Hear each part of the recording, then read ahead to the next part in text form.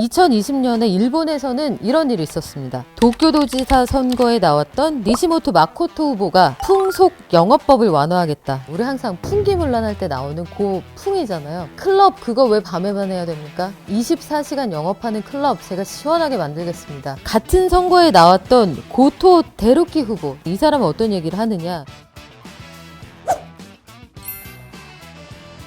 안녕하세요. 경제박살의 박연미입니다. 영국에서 이렇게까지 해도 되나 싶었던 공약이 하나 있었는데요. 성형수술을 무료로 해드리겠다. 새 삶을 선물해드리겠다. 이런 후보들이 있었거든요. 제3세계에 채무를 탕감해주겠다. 이런 공약들도 있었고요. 최근 3년 동안 전과 생기신 분들 전과 싹 지워드리겠습니다. 이런 공약들도 있었습니다. 우리나라 사례에서 이분 빼놓고 얘기 못할 것 같은데 허경영 후보 19대 대선 당시에도 보면 박근혜 전 대통령하고 결혼해서 내가 청와대에 들어가서 살겠다. 결혼하면 신혼부부들 무조건 결혼수당 1억 원씩 지급하겠다. 그리고 한국국민당의 당시 이경희 후보 다자녀 가정에 대해서 아파트를 무상으로 제공한다고 했는데 자녀 수에 따라서 아파트 평수를 늘려주겠다고 했습니다. 프랑스에서 부유세가 있었죠. 프랑스 영부인들은 국산품만 애용해도 머리부터 발끝까지 차 한 대 값이다. 우리가 흔히 명품이라고 하는 고가품의 패션하우스들이 프랑스에 굉장히 많기 때문인데 여기에 세계적인 부자들이 꽤 모여 살았던 모양입니다. 그래서 요트, 보석 이런 것들에 대한 부유세를 물리겠다 라고 해서 실제로 과세 움직임이 있었던 당시에 여기에 있던 부자들은 어떻게 대응했을까요? 이민 가는 사람들이 제법 많았다고 합니다. 재산을 숨기거나 탈세하거나 여러 가지 합법적으로 탈세하는 방법들이 많이 등장을 해서 이 부유세가 실질적인 효과를 거두지는 못했다고 하는데 공통적으로 컨센서스를 얻었던 부분은 보수 쪽이건 진보 쪽이건 이 부의 격차를 좀 줄여야 한다. 이 부분에 대한 시대적 공감이 있었기 때문에 부유세를 물릴 필요가 있다. 이 부분에 유권자들이 상당히 주목했다. 이 부분만 뭐 분명해 보입니다. 우리나라에서는 허경영 후보. 허경영 후보와 그 우리 TBS에서 라디오 진행도 하시는 김준일 뉴스톱 대표가 실제로 인터뷰한 적이 있었거든요. 공중부양. 그거 내가 정치적으로 성과를 내면 보여주겠다. 정말로 그런 공약이 지켜지는 날이 있을지 요건 좀 지켜봐야겠네요. 젊은 유권자는 국내이든 해외이든 항상 그 선거의 중심에 들어와 있거든요. 2020년에 일본에서는 이런 일이 있었습니다. 도쿄도지사 선거에 나왔던 니시모토 마코토 후보가 풍속 영업법을 완화하겠다. 우리 항상 풍기문란할 때 나오는 그 풍이잖아요. 클럽 그거 왜 밤에만 해야 됩니까? 24시간 영업하는 클럽 제가 시원하게 만들겠습니다. 같은 선거에 나왔던 고토 데루키 후보, 이 사람은 어떤 얘기를 하느냐. 비행기값 너무 비싸지 않습니까? MZ세대가 여행 한번 가려면 그 너무 비싼데 입석 도입합시다. 시원하게 기차처럼 비행기도 입석 도입하면 우리 몇만 원이면 이 뭔 개소리야!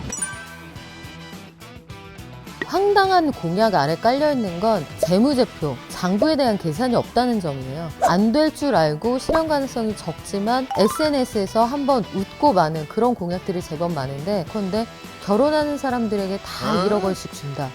그럼 참 좋겠는데 그럼 저도 다시 한번 이 1억 원을 어디에서 충당할 거냐. 결국은 세금을 준다는 건 어딘가에서 투입이 생겨야 되는 거잖아요. 그 아이를 낳는 숫자에 따라서 아파트 평수를 늘려서 주겠다고 했던 이런 후보들도 보면 아이가 아파트 큰 데 살고 싶어서 낳는 건 아니잖아요. 아이를 정말 정성껏 키울 수 있느냐, 그런 환경이 되느냐가 문제인데 이런 것들에 대한 고민이 좀 부족한 거죠. 다만 어느 나라이든 특히 지금과 같이 경제 상황이 어려운 시점에는 세금을 조금 더 걷겠다. 혹은 아니다. 세금을 확 줄여서 경기를 살리겠다. 이 두 가지 정책이 부딪히게 마련입니다. 여러 가지 한번 찾아볼까요?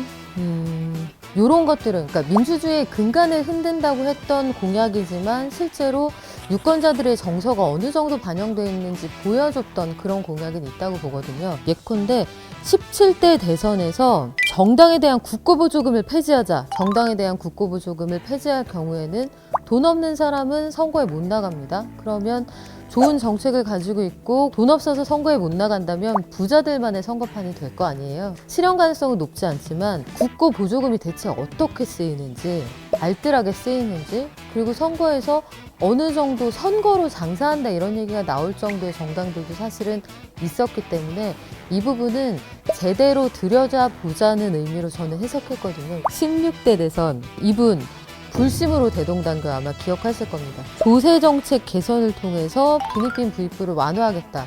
좋은데요. 이 공약이 굉장히 거칠었습니다. 당시에 이런 공약이 왜 등장했을까 생각해보면 격차가 벌어지는 와중에 비닉빈 부익부에 대한 고민이 상당히 컸고 이 상황에서 조세가 제대로 된 역할을 못한다는 그런 주장들이 있었어요. 그리고 진 복귀 후보, 지난 앞바다에 보물을 캐서 국민들에게 나눠드리겠습니다. 결국은 이 회사가 코인을 발행하고 싶었다는 것까지 드러났잖아요. 예나 지금이나 우리나 해외나 이른바 퍼들입니다. 저희가 제공하겠습니다. 그런데 공짜입니다. 이런 공약들은 제법 많이 등장하고 있습니다. 더불어민주당에 계신 그분, 최근에 탈모 관련해서 굉장히 인기를 끌고 계시죠. 그 공약을 실질적인 공약으로 내세운다가 아니라 검토할 수 있다까지만 녹화일 기준으로 진전이 된 상황인데 수요자들한테는 아주 와닿는 공약일 수 있고요. 국민의힘에서 윤석열 후보 병사 월급을 200만 원까지 앞으로 5년 안에 올리겠다. 이걸 두고도 여러 가지 논란이 있습니다만 하사 1호봉이 지금 167만 원 받는데 말이 되느냐 이런 주장도 있는 반면에 최저임금도 안 주고 우리 젊은이들을 2년씩 강제로 그 젊음을 수용하는 게 옳으냐 이런 문제제기는 분명히 할 수 있거든요. 지난 대선하고 비교를 해보시면 지난번의 대선은 심판의 대선이었어요. 광화문에 전국의 시민들이 촛불을 들고 나가서 이 정말 추운 날씨에 본인이 원하는 내가 바라는 세상에 대한 걸 외쳤던 그 기억이 있으실 겁니다. 그때가 심판의 대선이었고 이번은 철저히 실용의 대선인 셈이에요.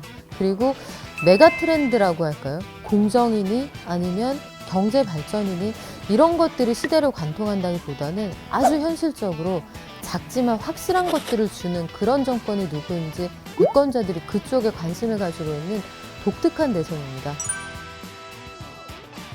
이번 대선은 생활고를 겪는 사람들이 상대적으로 많은 대선, 그리고 코로나19 이후에 격차가 크게 벌어지고 세대 간의 갈등이 심화되고 젠더 이슈가 그 어느 때보다 민감하게 부상되어 있는 그런 상황 아래서 치러지는 대선이잖아요. 결국은 민생고가 구체적인 실천 가능성 있는 공약을 내세우게끔 한 그런 정치 환경이 아니었나 이렇게 생각하고 있습니다.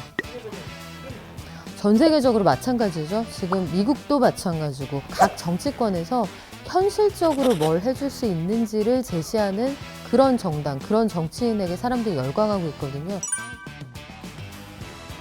글쎄요, 제가 그것까지 말씀을 드리는 게 맞나.